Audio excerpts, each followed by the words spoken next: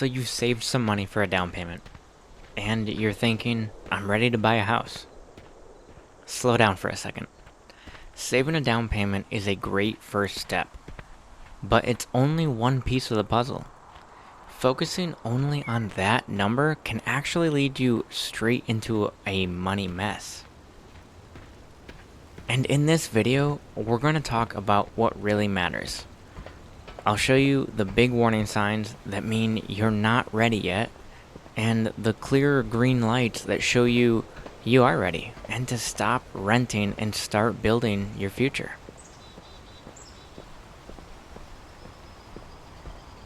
One of the biggest myths about buying a home is that you need 20% down. In reality, many first-time homebuyers put down much less. But here's the real thing. Thinking the down payment is the only money you need. That's a first huge red flag. On top of the down payment, you'll also have closing costs. These are fees for things like the loan, the appraisal, and the title insurance. Closing costs usually run about 2 to 3% of the home's price. In some places, this can be as high as 5% though. So for a $300,000 home, that's an additional $6,000 to $9,000 due on closing. If paying the down payment and closing costs would drain your savings to zero, you're not ready yet. Owning a home always comes with surprises, and having no backup money is a fast way to end up stressed and stuck. The second red flag is something lenders care a lot about: your debt-to-income ratio. This number shows how much of your monthly income goes towards debt payments. This includes things like car loans, student loans, credit cards, and eventually your mortgage. For most loans today, lenders want your total DTI, your debt-to-income ratio, to be right about 43% or lower. If a big chunk of your income already goes to debt before adding a mortgage, that's a problem. You may struggle to get approved, or you may only qualify for a loan with far worse terms. A high DTI tells lenders that your budget is already stretched too thin, and adding a mortgage on top of that could push you past your limits.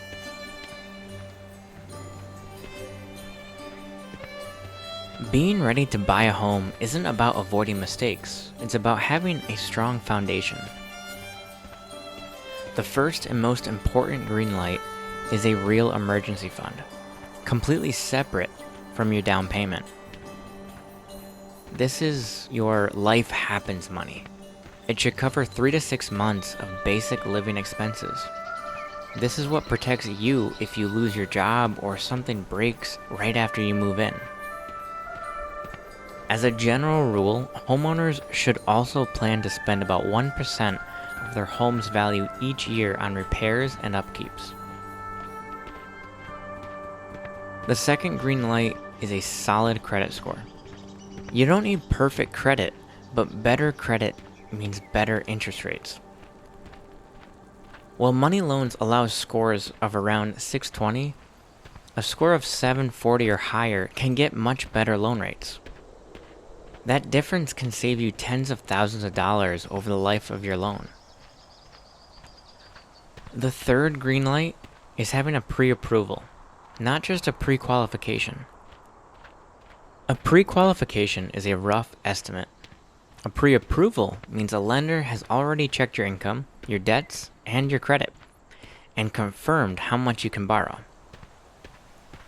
It shows sellers you're serious and gives you a real budget to work with. There's one more green light that isn't about money. You're ready to buy a home when you're ready to stay put. Buying and selling a home costs money. If you plan to move again in a year or two, you could lose thousands. You also want stability in your finances.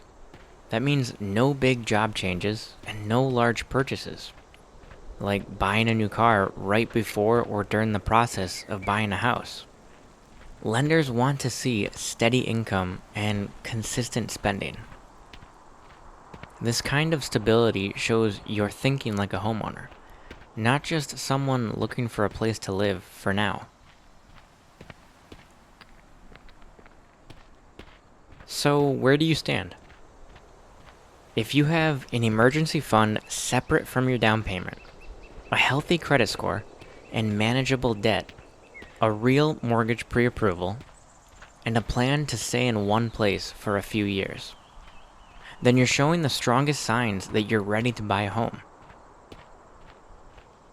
And if you're not quite there yet, that's fine. Keep working towards it. What's the biggest question or fear that you still have about buying? Drop it in the comments below. I read them all, and your question or story might help others.